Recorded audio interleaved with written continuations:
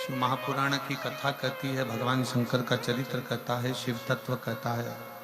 भगवान शिव जो संपूर्ण विश्व का कल्याण करने वाले हैं, संपूर्ण जगत का उद्धार करने वाले हैं, ऐसे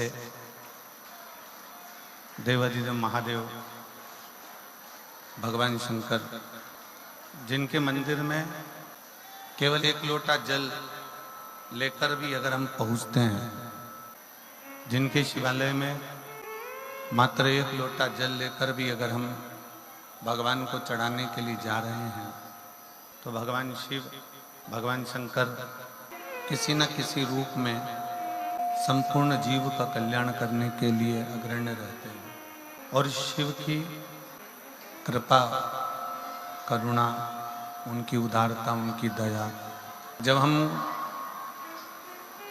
एक क्षण के लिए भी भगवान शंकर के मंदिर में जा रहे होते हैं, भगवान शिव के मंदिर में पहुंच रहे होते हैं, भगवान शंकर के मंदिर में एक विश्वास के साथ में, एक भरोसे के साथ में जा रहे होते हैं, तब भगवान शिव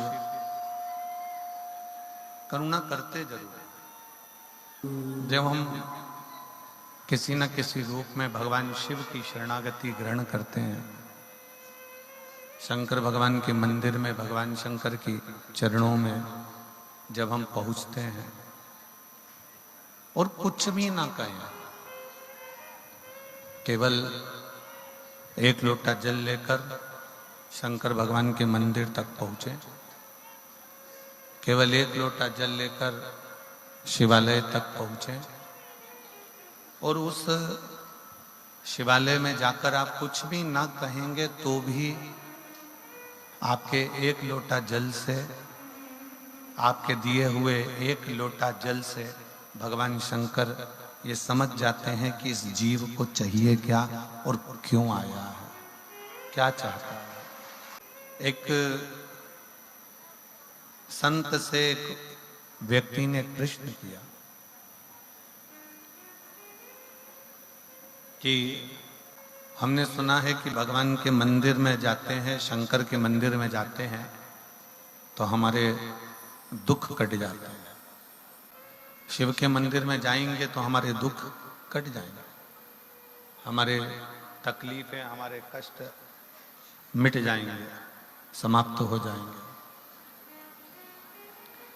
संत ने उत्तर दिया, संत बोले कि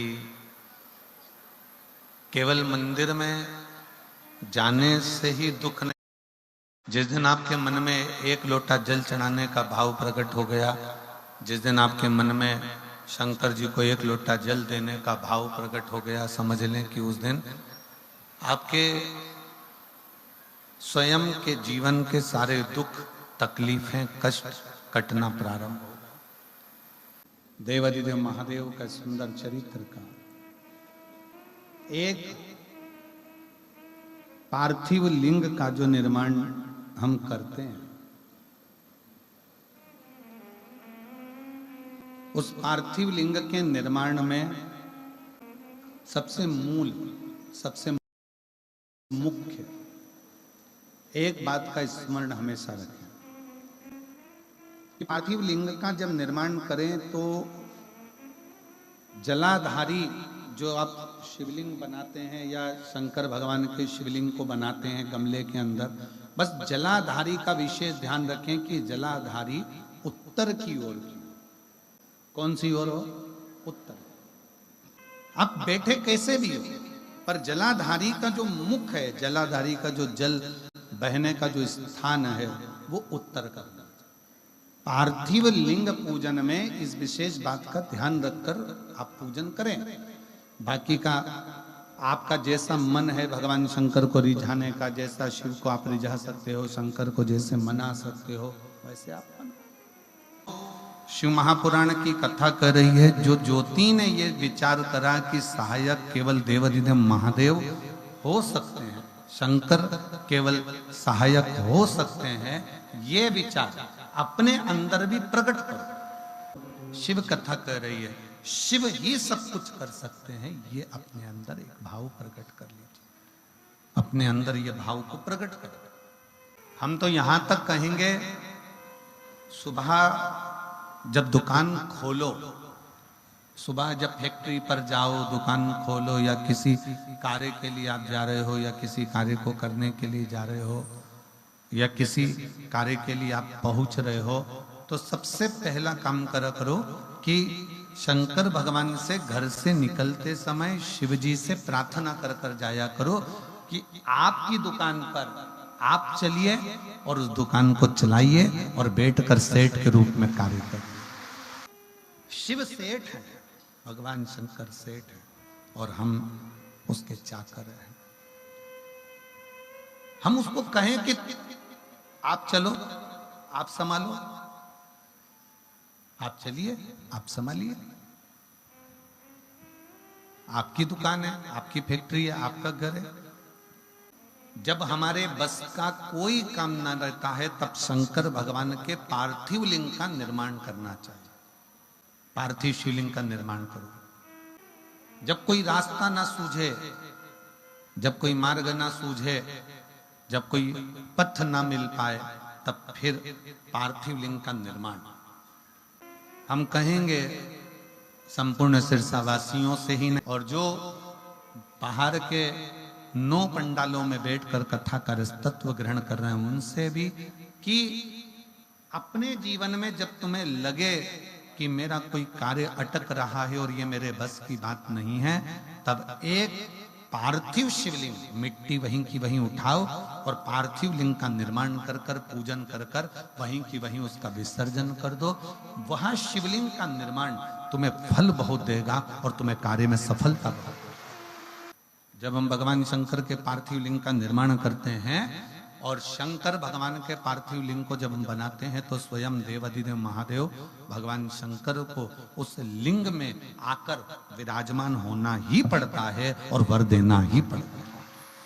पार्थिव लिंग के निर्माण का इतना महत्व है कि पार्थिव लिंग का निर्माण किसने नहीं किया। जी भी अयोध्या से लंका तक गए महाराज जी, तो प्रत्येक स्थान पर उन्होंने पार्थिव लिंग का निर्माण किया, प्रत्येक स्थान पर।